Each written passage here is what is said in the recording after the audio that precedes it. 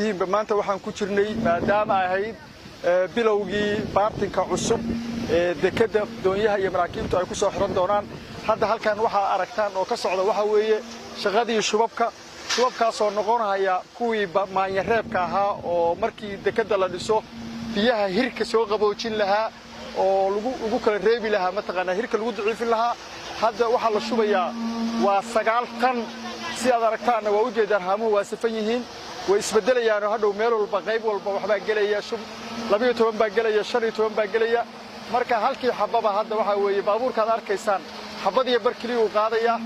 24 saac gudahoodna waxa la rajaynayaa inay ku qalasho oo marka ka bacdi laga furo haddana kuwii kala saa loo soo sameeyo garoonkan ballaaran oo hadda aad arkaysaan waxa loogu talagalay in shubabkaas ilaa iyo intaas oo dhan la dhigo looguna talagalay inuu noqdo wixii hirka ka jabin lahaa dekada ama maanyareebka loo yaqaanay marka insha Allah waxaan rajaynaynaa shaqadaani waa tagtay oo u jeedaan waa face waa shaqadii ugu dambeysay ee badda markii la diyaariyo hirka looga ilaalin lahaa weeye marka insha Allah waxaan rajaynaynaa shaqadaasi Ilaahay mahadiisa si fiican bay u socotaa si fiican bay noogu socotaa alxamdulillah Ilaahay baa mahad iska leh wax hadda dhiman oo qalabkii dekadaasi ay ku shaqeyn looga shaqeyn lahaa oo ka maqan ma jiraan marka waxaan rabnay inta kale inaan idin sharaxno shubkan iyo noocu noqon doono iyo intaas waa mahadsantiin assalaamu calaykum waraxmatullaahi wabarakaatuh bismillaahir rahmaanir rahiim alxamdulillaahi rabbil caalamiin wasalaatu wasalaamu calaa rasuulillaah wa anigoo ah cali nuur afrax oo kamid ah injineerada warshada dekadan hadda ka shaqeynaya waxaan rabaa inaan si wax yar oo kooban idinkaga sheego warshada tan gadaashayda ah oo gaarigu hoos taagan yahay iyo say u shaqeynayso warshadan waxay samaysaa shubka waxaa la yiraahdaa batching plant haddana waxay samaynaysaa waa shubkaas oo halkaan inta laga qaado lagu shubi doono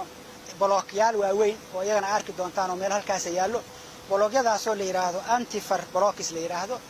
blockaas antifar blocks-ka waxa weeye kuwii markii wave breaker-ka wadada dekada la dhiso banaanka laga dhigayay oo hirka ka jibinayay si ay warshadaasi dekadaas ay protector u ahaato muddada loogu talagalay shubkii weeye shubkaas maanta noo bilowday waa shub muhiim ah marka warshadani waxay sameynaysaa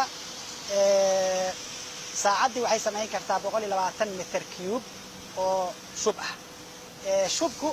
warshada kama bilowday wuxuu ka soo bilowday marka hore marxalada kala duwan oo leeyahay laboratory ka soo bilowday laboratory-ga injineerada waxay ku soo sameeyeen mix design-kii loogu talagalay blookyadaas inay ku soo sameeyaan laboratory ku soo test gareeyeen inta ciid lagu darayo inta dhagax lagu darayo inta shamiinta lagu darayo inta biyo lagu darayo inta chemical lagu darayo waa la soo qiyaasay hore loo soo qiyaasay warshada computer-keeda la geliyay warshadii miisaankii ku soo sameynayso gaarigaas ku shubaysa gaarigu waa qaadaya wuxuu geenayaa meeshii lagu shubayay marka warshada horta shaqadeeda waa intaas waxaan rabaa marka inaan ogaataa idin sheego shubkani sida dadku hadda badankooda u maleynayaan waa ka adag yahay shubku waxa weeye waa engineering materials weeye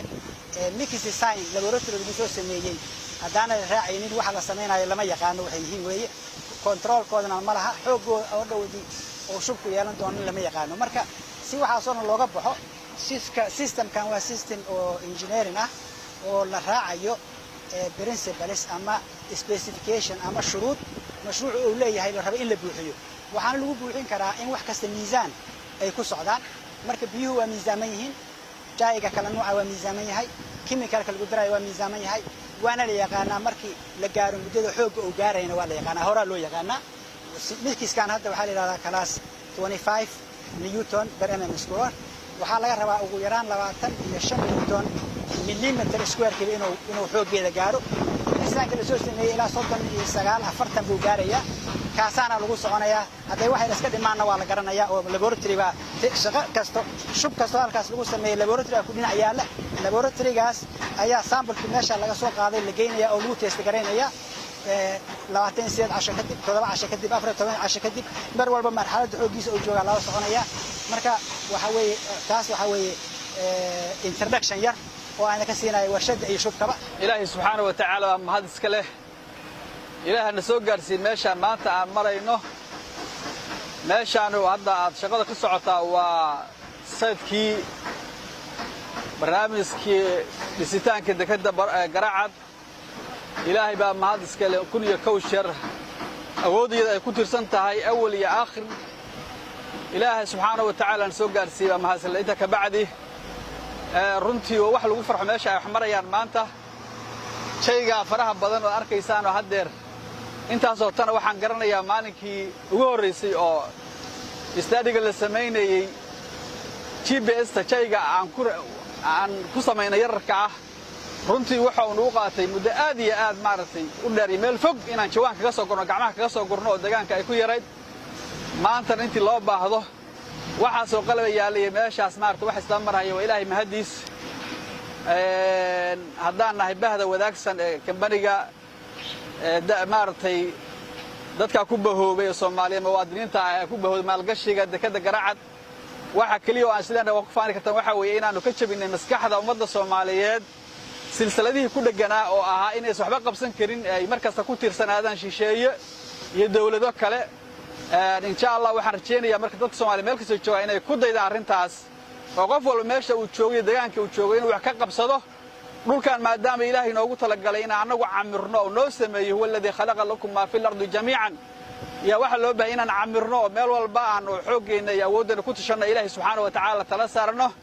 isuna soo ducayna meel kasta oo Soomaali joogtana waa dad walaalaha waa dad ehela ay maaragtay ka iskaashadaan oo isgarabsadaan sidii ay ummadda horumar u gaarsiin lahaayeen akhriya adduunban ay ku dadaalaan